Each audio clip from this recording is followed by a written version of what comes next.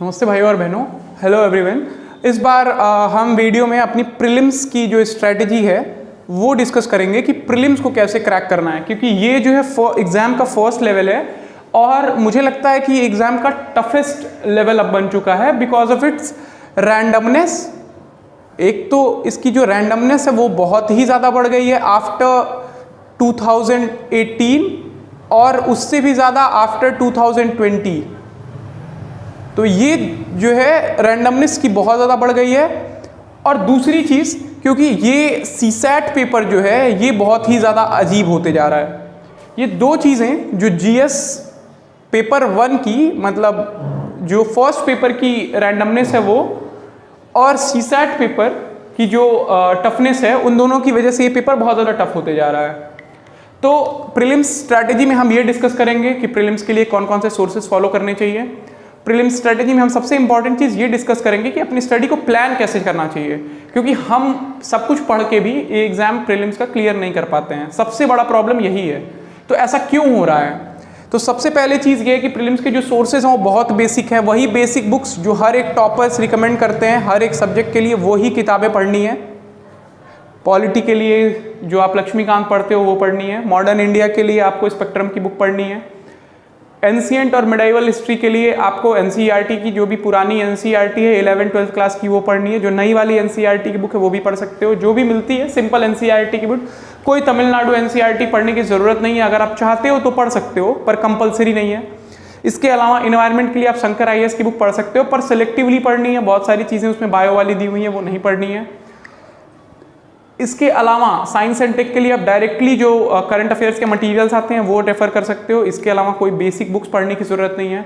Economics के लिए आप श्रीराम आईएएस के नोट्स पढ़ सकते हो, या फिर आप संजीव वर्मा की बुक पढ़ सकते हो, या फिर आप मृणाल के जो लेक्चर नोट्स हैं वो पढ़ सकते हो। इन तीनों में से आप कोई भी सोर्स फॉलो कर सकते हो। ये तीनों ही सोर्स अभी तक बहुत ही अच्छे रहे हैं और इनसे क्वेश्चंस एग्जाम में पूछे गए हैं। ये बेसिक बुक्स की बात रही। अब इसके बाद हम सबसे इंपॉर्टेंट चीज़ डिस्कस करने जा रहे हैं कि प्रीलिम्स बेसिक्स करने के बाद बहुत सारी चीज़ हम परेशान होते रहते हैं कि करंट अफेयर्स का क्या करें, कहाँ से क्या पढ़ लें, कहाँ से क्या क्वेश्चंस आ रहे हैं, इतने रैंडम पेपर क्यों हो रहा है। तो सबसे पहली चीज़ तो ये है कि करंट अफेयर्स के लिए आपको बहुत ज़्यादा नहीं करना है। सबसे इंपॉर्टेंट चीज़ यही है कि प्रीलिम्स के एग्जाम में डोंट ओवरडू, डोंट ओवरडू, क्योंकि प्रीलिम्स में हम ओवर डू करने लगते हैं, बहुत सारी चीजें करने लगते हैं, जिसकी वजह से हम रिवीजन भूल जाते हैं। डू रिवाइज, ठीक है, हमेशा रिवीजन करो। बहुत ज्यादा सोर्सेज से बहुत सारी चीजें पढ़ने की कोशिश मत करिए, क्योंकि प्रीलिम्स बहुत रैंडम एग्जाम है और बहुत हाई चांसेस हैं कि सब कुछ पढ़ने के बाद भी आपको मैक्सिमम क्वेश्चंस नहीं आते होंगे। करंट अफेयर्स के लिए बहुत ही सिंपल अप्रोच है, बहुत ही सिंपल अप्रोच है कि आपको डेली न्यूज़पेपर रीडिंग करनी है, डेली न्यूज़पेपर रीडिंग करनी है। और ये जो है वो प्रीलिम्स और मेंस दोनों के करंट अफेयर्स के लिए सेम स्ट्रैटेजी होगी कि न्यूज़पेपर आपको फॉलो करना है डेली। अगर आप चाहो तो न्यूज़पेपर से नोट्स बना सकते हो, बट मेरी पर्सनल ओपिनियन ये है कि आप न्यूज़पेपर से नोट्स मत बनाओ। अगर आपको कोई चीज़ न्यूज़ में दिख रही है तो बस एक वर्ड हो या 2 वर्ड में उस चीज़ को लिख लो कि अच्छा ये एक्ट न्यूज़ में है या फिर ये चीज़ न्यूज़ में है, बस एक जगह लिख लो एक कॉपी बना के। और जब आप एग्जाम के नज़दीक पहुंचते हो, प्रीलिम्स के नज़दीक पहुंचते हो, तो प्रीलिम्स के 2-2.5 महीना पहले ये कॉपी उठा के सारे टॉपिक्स देखो कि कौन से टॉपिक्स जो है वो करंट अफेयर्स के जो मटेरियल है कोचिंग के वो नहीं कवर्ड है वहाँ पे। उन टॉपिक्स को आप गूगल करके पढ़ सकते हो और जो टॉपिक्स कवर्ड है वो डायरेक्टली आप करंट अफेयर मटेरियल से पढ़ सकते हो। इससे आपको जो मेहनत कम करनी पड़ेगी और आप करंट अफेयर्स को ईजिली कवर कर लोगे। करंट अफेयर्स में सिर्फ एक मैगजीन फॉलो करनी है, सिर्फ ओनली वन मैगजीन आपको फॉलो करनी है और बहुत ज़्यादा करंट अफेयर्स पे फोकस नहीं रखना है। एग्जाम पूरी तरह से जो है स्टैटिक पोर्शन को फोकस करता है, करंट अफेयर्स बहुत ज़्यादा नहीं होता है, इसलिए करंट अफेयर्स का हवा जो मार्केट में फैला हुआ है उससे दूर रहिए। न्यूज़पेपर पढ़िए, बेसिक रीडिंग रोज करिए, कोई भी इंपॉर्टेंट चीज़ आए उसको नोट करिए, मेंस पर्सपेक्टिव से कुछ इंपॉर्टेंट है या प्रीलिम्स से वो नोट करिए। उसके बाद सिर्फ एक मैगजीन फॉलो करिए, वो विजन की हो सकती है, वो फोरम की हो सकती है, वो राउज आईएएस की हो सकती है, किसी की भी फॉलो कर सकते हैं आप। मैक्सिमम टॉपर्स विजन आईएएस की मैगजीन फॉलो करते हैं, ये आप सभी को मालूम होगा, आप सभी ने बाकी टॉपर्स की स्ट्रैटेजी देखी होंगी। तो मेरा ये पर्सनल ओपिनियन है कि ये मैगजीन भी पढ़ने के अगर पढ़ने की ज़रूरत नहीं है, अगर आप PT 365 अच्छे से पढ़ने के को तैयार हैं तो ये सिर्फ एक सोर्स है करंट अफेयर्स का, इसके अलावा कुछ भी पढ़ने की जरूरत नहीं है। सारे सब्जेक्ट के PT 365 1-1.5 महीना पहले आ जाते हैं, प्रीलिम्स से 2 महीना पहले। आपको करना ये है कि 2 महीना पहले तक सारी चीजें प्रीलिम्स की स्टैटिक कंप्लीट कर लेनी है। जैसे ही PT 365 आए आपको इनको उठाना है और अच्छे से पढ़ते जाना है और अपने स्टैटिक मटेरियल से इन चीज़ों को जोड़ते जाना है, ताकि PT 365 आपको नया ना लगे। आपके जो स्टैटिक सब्जेक्ट्स आपने पहले पढ़ रखे हैं और रिवाइज कर रखे हैं, उसी पे का एक पार्ट लगे, उसी का एक एक्स्ट्रापोलेशन लगे। तो यहाँ से इतनी चीज़ें करंट अफेयर्स में करनी है, बेसिक बुक्स पढ़नी है, और इसके अलावा एक और चीज़ करनी है, मॉक टेस्ट्स। तो जो मॉक टेस्ट हम लगाते हैं ना प्रीलिम्स के लिए, सबसे पहले क्या करना है, जब आप एक बुक पढ़ते हो तो आपको एक बुक पढ़नी है, उस बुक के बाद आपको एक सेक्शनल मॉक टेस्ट लगाना है। जैसे आपने लक्ष्मीकांत पढ़ी, आपने लक्ष्मीकांत एक बार रिवाइज कर ली, उसके बाद आप मॉक टेस्ट उठाओ, सेक्शनल मॉक टेस्ट पॉलिटी का, उसको दो और इवेल्युएट करो कि आपके कितने नंबर आ रहे हैं। लेट से आप टारगेट करते हो कि आपने अच्छे से बुक रिवाइज कर लिया और मुझे 120 नंबर चाहिए, तो अगर आपके उस टेस्ट में 115 से कम आ रहे हैं तो आपको बुक को एक बार और रिवाइज करना चाहिए। इस तरह से आप इवेल्युएट करते रहो अपनी परफॉर्मेंस को, और मॉक टेस्ट के द्वारा आप धीरे धीरे देखते रहो कि आप क्या चीज़ भूल रहे हो। और हर एक टेस्ट की आप प्रॉपर टाइम टेबल बना लो कि मुझे पहले ये सब्जेक्ट पढ़ना है, इतने दिन ये पढ़ना है, इतने दिन, और इस चीज़ के लिए परेशान मत होइए कि मैं 1 महीना इस सब्जेक्ट को पढ़ रहा हूँ तो सही है कि नहीं, या फिर मैं 20 दिन इस सब्जेक्ट को पढ़ रहा हूँ तो इससे ज़्यादा दूँ या कम दूँ। ये सब चीज़ें बिल्कुल बेकार की बातें हैं। आपको जितना अच्छे से टाइम देना है सही से दे करके पढ़िए। ये नहीं है कि एक ही सब्जेक्ट पढ़ते जा रहे हैं, बाकी सब्जेक्ट्स भी पढ़ने हैं, तो उस हिसाब से टाइम बैलेंस करके बनाइए। और ये कोई भी इंसान आपको नहीं बता सकता है कि आप एक बुक कितने दिन में कवर कर लेंगे, इसलिए ये पूरी तरह से आप पे डिपेंड करता है। अब मॉक टेस्ट, जब एक बार सेक्शनल मॉक टेस्ट आप दे लेते हो और सारा सिलेबस कंप्लीट कर लेते हो, तो रोल आता है मॉक टेस्ट का, शुरू होता है इंपॉर्टेंट। उसमें ये रहता है कि आपको full length test paper solve करने रहते हैं, जिनको हम FLTs बोलते हैं। इसमें पूरा का पूरा सिलेबस डिस्कस होता है। FLTs में पूरा का पूरा सिलेबस क्वेश्चन पेपर आया रहता है। मॉक टेस्ट आपको मार्केट में मिल जाएंगे, ये मैं कई बार बता चुका हूँ। आपको प्रीलिम्स की टेस्ट सीरीज ज्वाइन करने की ऐसे ज़रूरत नहीं है। ये जो FLTs हैं, इन FLTs को, फुल लेंथ टेस्ट को आपको अच्छे से सॉल्व करना है, और आपको कई चीज़ें चेक करनी है। इन FLTs के द्वारा आपको ये चेक करना है कि आपका प्रिपरेशन लेवल कैसा है, प्रिपरेशन का लेवल कैसा है, आप एलिमिनेट कर पा रहे हैं कि नहीं, एलिमिनेट कर क्यों नहीं पा रहे हैं। आपको देखना है कि आप क्या सोच रहे हैं तो आप गलत मार रहे हैं, क्या सोच के आप गलत एलिमिनेट कर रहे हैं क्वेश्चंस को। उस सोच को एक कॉपी में लिखना है। एक मॉक टेस्ट देना है, इसके साथ एक मॉक टेस्ट की कॉपी बनानी है। उस कॉपी में अपनी सारी मिस्टेक्स लिखते रहनी है, जो भी आप गलत मारे हो या जो भी आपने गलत तरीका यूज किया है एलिमिनेशन का। इस एलिमिनेशन स्ट्रेटजी के अलावा आपको यह सीखना है कि आपको पेपर में कितने नंबर ऑफ क्वेश्चंस अटेम्प्ट करने पे मैक्सिमम मार्क्स गेन हो रहे हैं। तो वो आपको इवेल्युएट करना है कि ऑप्टिमम लेवल ऑफ क्वेश्चंस कितने हैं आपके, optimum level of questions, elimination और प्रेप लेवल, कि प्रिपरेशन लेवल कितना है आपका, एलिमिनेशन स्ट्रेटजी कैसी है, और ऑप्टिमम लेवल ऑफ क्वेश्चन कितने अटेम्प्ट करने चाहिए ताकि आप अपने मार्क्स को मैक्सिमाइज कर सकें। इससे आपको एक चीज़ और समझ में आएगी कि क्या चीज़ें आपकी रिवाइज करने पे भूलती हैं। तो रिवीजन स्ट्रेटजी आपकी ये टेस्ट सीरीज जो है आपकी डिसाइड करेगी कि आपको क्या ज़्यादा रिवाइज करना है, क्या कम रिवाइज करना है। और एग्जाम में आपको इन्हीं टेस्ट से पता चलेगा कि कौन से पोर्शन में आप स्ट्रांग हो, कौन से नहीं, और किन के क्वेश्चंस पे आप रिस्क ज़्यादा ले सकते हैं।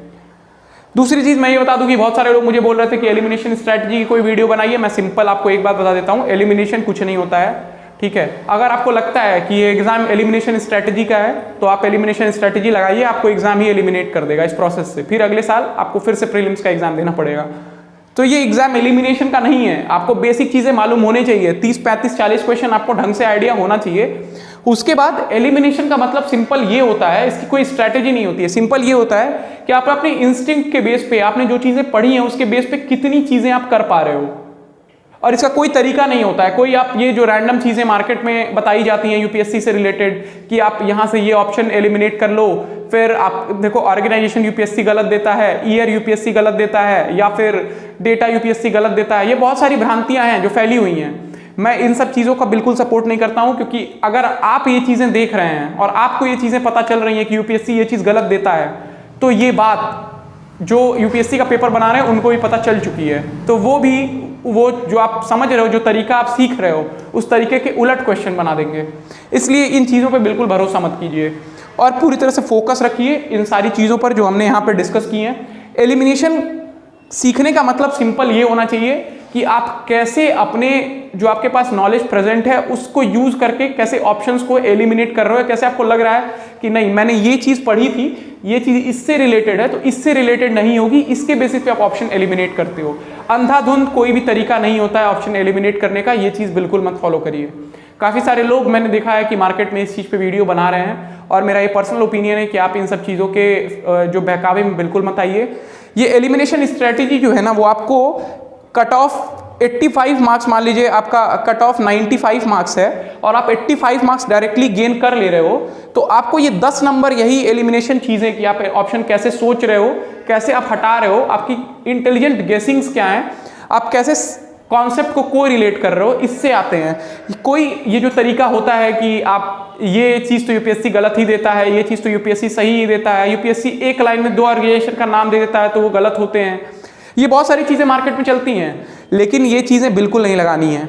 85 मार्क्स अगर आपके डायरेक्टली आपके लेवल ऑफ प्रिपरेशन से आ रहे हैं तो ये जो आपके इंटेलिजेंट स्किल्स हैं, आपके इंस्टिंक्ट्स हैं, और आपको जो पेपर एक जब आप मॉक टेस्ट में जो ये सीखोगे कि कैसे हम ऑप्शंस को आइडेंटिफाई करें कि कौन से सही हो सकते हैं कौन से गलत, कैसे कोरिलेट करें, वहाँ से आपका ये इंक्रीज आएगा 85 to 95 मार्क्स प्लस, ठीक है, और कहीं से नहीं आ सकता है। आप दुनिया भर के जो ये तुक्के वाली चीज़ें हैं जो मार्केट में सिखाई जाती हैं कि ये तो ऐसा ही होता है, आप ऐसा बिना नॉलेज के कर देना, ये बिल्कुल मत करना आप। तो ये चीज़ें बिल्कुल नहीं करनी है और बेसिक चीज़ों को रिवाइज करते रहना है, ये तब आप यहाँ से यहाँ तक पहुँच जाएंगे। इस पूरे प्रिपरेशन स्ट्रेटेजी का बहुत ही सिंपल तरीका है, बेसिक बुक्स को रिवाइज करते रहना, जितनी बार आप रिवाइज कर सकते हैं उतनी बार रिवाइज करिए। सिर्फ बेसिक बुक्स पढ़नी है, बहुत ज़्यादा चीज़ें नहीं, हाथ पैर नहीं मारने हैं। एनसीईआरटीज मैं बता देता हूँ, एनसीईआरटीज ज्योग्राफी के लिए आपको सिर्फ एनसीईआरटी पढ़नी है, 9th से 12th क्लास की सिर्फ एनसीईआरटीज पढ़नी है। हिस्ट्री के लिए भी आप सारी एनसीईआरटीज पढ़ सकते हो अगर आप चाहो तो। इसके अलावा पॉलिटी की सिर्फ 11th-12th क्लास की एनसीईआरटी पढ़नी है, इकोनॉमी के लिए एनसीईआरटी पढ़ने की जरूरत नहीं है, एनवायरनमेंट के लिए एनसीईआरटी पढ़ने की जरूरत नहीं है, साइंस एंड टेक के लिए एनसीईआरटी पढ़ने की जरूरत नहीं है। जितनी एनसीईआरटीज मैंने बताई सिर्फ उतनी पढ़नी है, वही बेसिक चीज़ें और जो बेसिक बुक्स मैंने शुरू में डिस्कस की वो, और इसके अलावा करंट अफेयर्स का ये जो तरीका है, इन चीज़ों को आपको एक नहीं, अगर आपको लगता है कि कुछ और आप पढ़ सकते हो, टाइम बच रहा है, तो बस इसी को रिवाइज करो, कुछ पढ़ने की जरूरत नहीं है एक्स्ट्रा, बस इतनी ही चीज़ें करके आपका प्रीलिम्स निकलेगा। और अगर आप ज़्यादा करने गए, ये जो डोंट ओवरडू मैंने लिखा, अगर आपने ये किया तो आप प्रीलिम्स में पक्का फेल होंगे। ये मैं नहीं, ये यूपीएससी डिसाइड करके बैठा है, इसलिए उन्होंने एग्जाम को थोड़ा रैंडम बनाया है ताकि आप लोग सीखें कि कैसे हमें दुनिया भर की रैंडमनेस को अवॉइड करके एग्जाम को सिंपल बनाना है, सिंपल तरीके से क्लियर करना है। आप बहुत सारी चीज़ों के आगे पीछे हाथ पैर मारते हो। 2021 में काफ़ी सारे स्पोर्ट्स के क्वेश्चन पूछ दिए, 2-3, तो आप अब स्पोर्ट्स पढ़ना शुरू कर दोगे कि अभी कॉमनवेल्थ गेम हो रहा है तो कॉमनवेल्थ गेम्स के आप मेडल्स याद कर लो, क्या थीम है दुनिया भर के गेम्स की, ये सब का कोई ज़रूरत नहीं है। एक बार यूपीएससी ने पूछ दिया इसका मतलब ये नहीं है कि आप पैटर्न फॉलो करने लगो, ऐसा हो सकता है कि वो अगले 4 साल तक ऐसा कुछ भी नहीं पूछेगा। इसलिए बेसिक चीज़ें पढ़िए, बेसिक चीज़ों पर प्रिपरेशन रखिए, और रिवीजन के पूरे का पूरा प्रीलिम्स का जो गेम है वो है रिवीजन। इसी रिवीजन से आप सीखते हो कि आपकी नॉलेज बहुत स्ट्रांग है क्योंकि आपको डेप्थ में पता है कि कैसे चीज़ें करनी है। तो इसी रिवीजन से आप सीखते हो कि हमें कैसे ऑप्शंस को एलिमिनेट करना है on the basis of knowledge जो हमारे पास है, कैसे हमें गेसेस मारने हैं इंटेलिजेंट वाले, वो भी इंटेलिजेंट गेसेस आपके इंस्टिंक्ट्स होते हैं जो आपने पहले पढ़ रखे हैं पर आपको क्लैरिटी के साथ याद नहीं है। तो ये सब चीज़ें वहीं से आती हैं। ये रैंडम जो मार्केट में आपको बताया जाता है एलिमिनेशन स्ट्रैटेजी, ये कोई स्ट्रैटेजी नहीं है।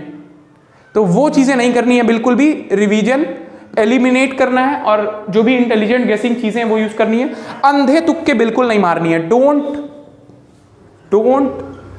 गो for blind guesses, don't go for blind guess, ठीक है। ब्लाइंड गेसेस का कोई मतलब नहीं है प्रीलिम्स में, you have to clear cut off. यहाँ पे ब्लाइंड गेसेस बहुत सारे लोग मार के आ रहे हैं। तो ये पूरी प्रीलिम्स की स्ट्रैटेजी है, मैंने बहुत ही सिंपल तरीके से प्रीलिम्स को समझा दिया है। प्रीलिम्स क्लियर करने के लिए आपको 4 मंथ्स की जरूरत है, ठीक है, 4 मंथ्स से ज्यादा में प्रीलिम्स क्लियर नहीं होता है। अगर आपको 4 मंथ से ज्यादा लग रहे हैं और 4 मंथ से ज्यादा बहुत सारी चीजें आप कर रहे हो, देयर इज अ चांस कि आप प्रीलिम्स क्लियर नहीं करोगे। काफी सारे लोग साल भर प्रीलिम्स के लिए ही पढ़ रहे होते हैं क्योंकि उनका पहले 1-2 अटेम्प्ट में प्रीलिम्स नहीं क्लियर हुआ होता है। ये बहुत ही ब्लंडर चीज है। आपको बिल्कुल ये चीज़ नहीं करनी है। प्रीलिम्स इतने ही टाइम में सबका क्लियर होता है। जो लोग भी मैक्सिमम लोग प्रीलिम्स क्लियर करते हैं और एग्जाम के जो है ऊपर के लिस्ट में आते हैं, टॉपर्स में रहते हैं, क्योंकि उन्होंने मेंस भी अच्छे से पढ़ा होता है। इसलिए मेंस पे फोकस करना है। प्रीलिम्स को लास्ट 3-4 महीने देने हैं अच्छे से, और सारे बेसिक बुक्स को एटलीस्ट 2 से 3 बार रिवाइज करना है। ये पूरी स्ट्रेटेजी है जो मैंने बताई। PT 365 को एटलीस्ट 2 टाइम्स रिवाइज करना है। इससे नोट्स बनाने की जरूरत नहीं है। आप PT 365 उठाइए, उसी में हाइलाइटर से मार्क कर सकते हैं। ऑनलाइन कर रहे हैं तो ऑनलाइन हाइलाइटर डाउनलोड कर लीजिए। अगर आप जो है PDF से अगर प्रिंट करके पढ़ रहे हैं तो आप हाइलाइटर खरीद लीजिए और उसी में हाईलाइट कर लीजिए और दूसरी बार रिवाइज कर लीजिएगा उसको। तो ये पूरी की पूरी स्ट्रेटेजी है प्रीलिम्स की। आपके जो भी डाउट्स हो आप कमेंट सेक्शन में मेंशन कर सकते हैं। Thank you. और प्लीज़ कोशिश करिए कि इस प्रीलिम्स की स्ट्रेटेजी को सही समझ के बहुत ही बेसिक चीज़ों को करिए, बहुत ज़्यादा चीज़ों के पीछे मत भागिए, क्योंकि इस प्रीलिम्स के एग्जाम के डर के बेसिस पे ही बहुत बड़ा मार्केट चल रहा है। बहुत सारे करंट अफेयर्स के मटेरियल्स, बहुत सारे स्टडी मटेरियल्स मार्केट में दौड़ रहे हैं जिनका कोई भी मतलब नहीं है, जिनका कोई भी रेलेवेंस नहीं है इस एग्जाम से। इसलिए आप एक्सेसिव इन्फॉर्मेशन को अवॉइड करते हुए बेसिक चीज़ों पे रह करके बस उनको रिवाइज करके अच्छे से एग्जाम में अपनी नॉलेज को यूज़ करके प्रीलिम्स क्लियर कर सकते हैं। Thank you so much. आप सभी का बहुत बहुत धन्यवाद इस वीडियो को देखने के लिए, और कमेंट सेक्शन में आप डाउट मेंशन कर सकते हैं।